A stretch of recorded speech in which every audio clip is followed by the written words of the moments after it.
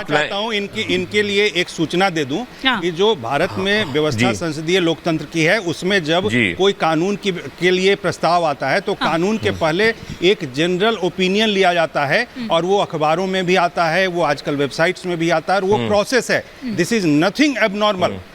और ये बात यदि इसमें उन्होंने पहले से प्रस्ताव मांगे हैं जिसके आधार किसने बोला आपको ये एबनॉर्मल है? Who said that it is abnormal, sir?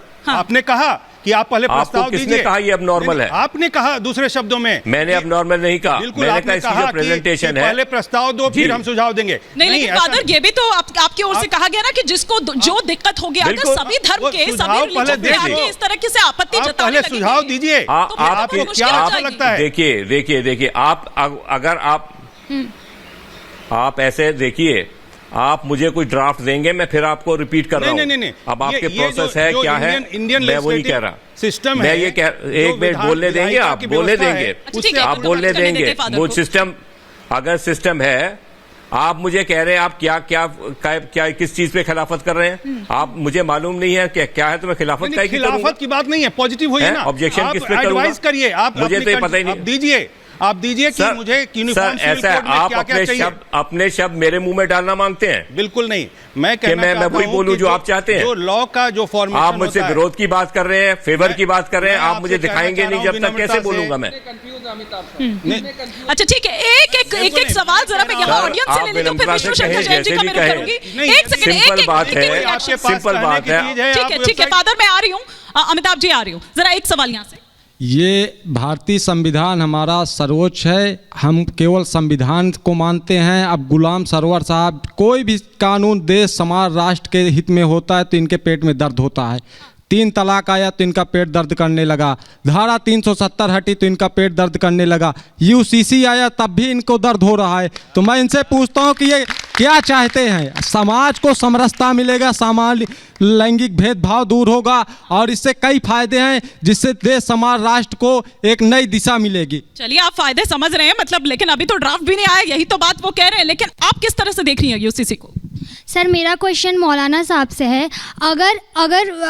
अगर यूसीसी में सबको समानता का अधिकार मिल रहा है, महिलाओं को उनका हक मिल रहा है, तो फिर यूसीसी का विरोध आप क्यों कर रहे हैं? जब मुस्लिम महिलाओं को उनका हक मिल रहा है, इक्वालिटी आप ढूंढ रहे हैं, तो फिर यूसीसी का विरोध क्यों कर रहे हैं? अच्छा सर, देखिए, ये एक अच्छी बात है कि आम लोग कम से कम इस चीज को यहाँ पर समझ रहे हैं कि देखिए यहाँ पर ऐसा कुछ नहीं बदल रहा है। यहाँ पर आपको निकाहनामा पढ़ना है, आप निकाहनामा पढ़िए। आपको गुरुद्वारे में जाके शादी करनी है, आप गुरुद्वारे में जाके शादी करिए। 7 फेरे आपको लेने हैं, आप 7 फेरे लीजिए, उसमें किसी तरह का कोई बदलाव नहीं आने वाला है। लेकिन एक सवाल जरा मैं यहाँ से भी लूंगी, आप क्या कुछ कहना चाह रही है?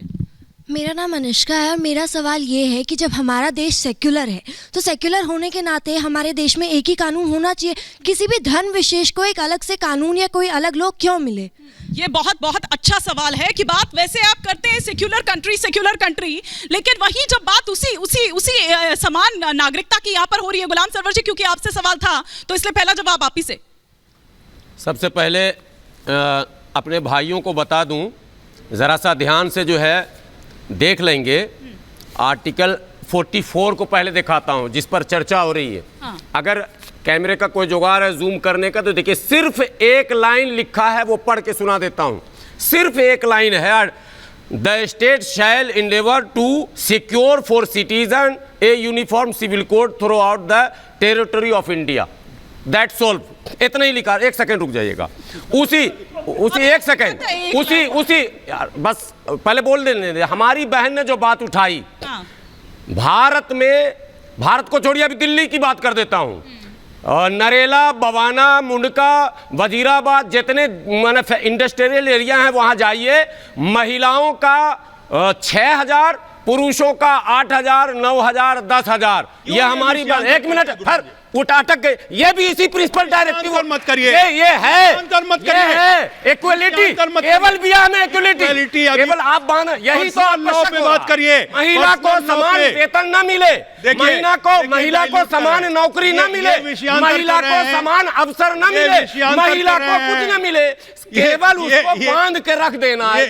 ये विषयांतर कर रहे हैं, डाइवर्ट कर रहे हैं इशू को। मैं डाइवर्ट कर रहा हूँ एकदम 100%। में आप चलो, हमारी बहन कोई अगर काम करती होगी तो पता होगा होगा?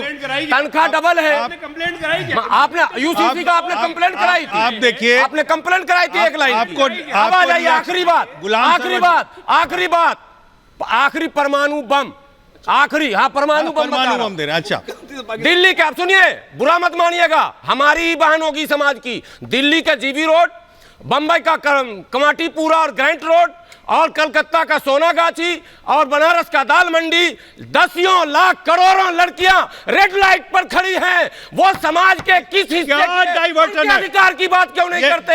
उनको मुख्यधारा से जोड़ने की बात क्यों नहीं करते साहब? खाली